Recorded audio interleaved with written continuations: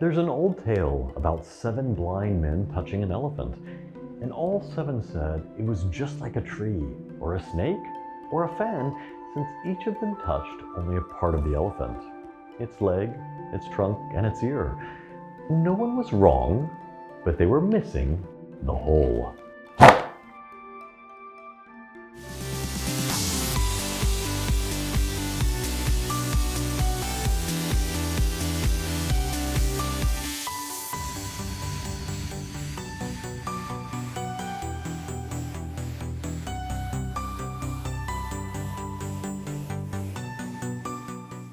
German borders and the Jews' passport to explore some fantastic toulouse. The wenhua, the culture of the family, the It's been 25 seconds. Hello everyone, I'm Steven from the United States, and I've always liked this tale with the blind men and the elephant because I think it kind of explains why people have these misconceptions toward China. They experience only a part of China and then make declarations of what China is like.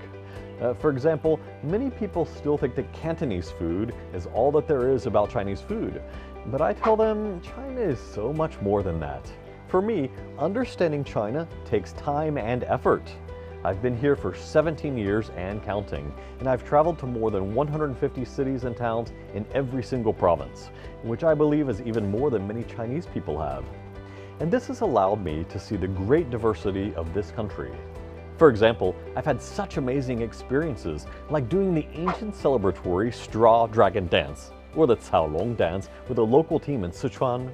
I've tried my hand at pressing tofu in Huangling.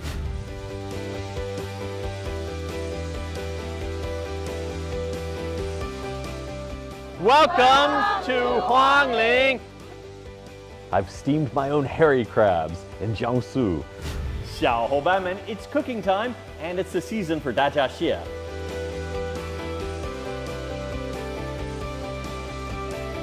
And I've explored the black soil rice fields in Wuchang in Heilongjiang. 欢迎来武昌.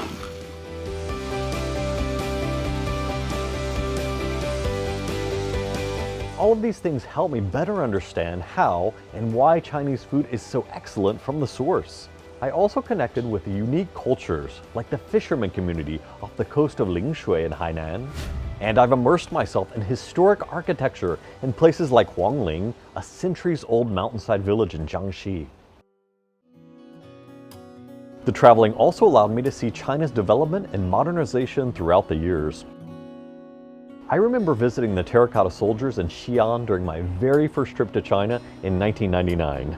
Our bus bumped along a dirt road to the site. It was so rustic and underdeveloped, but I went back 6 years later and it was a first-class site. And I went back again to Xi'an a few years later, and what had been done to develop that site had been done to the whole city. The old wall was reconstructed and high-speed rail connected Xi'an to hundreds of cities from all over China. How did that happen so fast? The US has been debating high-speed rail for decades, but nothing has been built yet.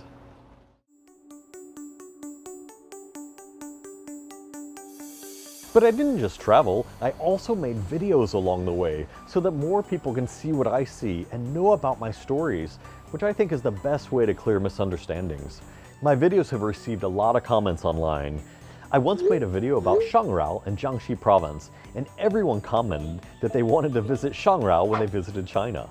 That showed me the power of social media. Even overseas media have heard about my stories and interviewed me a number of times about my life in China. One interview was on National Public Radio, and friends all across the US contacted me after they heard it. They loved the show and were fascinated by my experiences and perspectives on a side of China that they never knew existed. The more I get to know about China, the more I'm surprised by its diversity. Is it a modern metropolis? Yes. Is it a pristine landscape? Yes. Is life fast? Yes. Is life slow? Yes. Does it have spicy food? Yes. Does it have sweet food? Yes. China is just like the elephant in the ancient tale, and you'll never know its true form until you've experienced it all. As we look to 2023, I am so excited that my experiences in China will continue, and that I can keep filming to build a bridge of exchange for better understanding and stronger friendship between China and the world.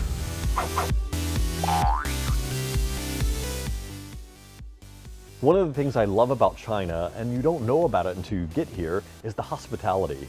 And I don't just mean being treated as family when I travel, and that does happen all around China. Even recently, my birthday's falling around Chinese New Year, and my team surprised me when we were filming for a client.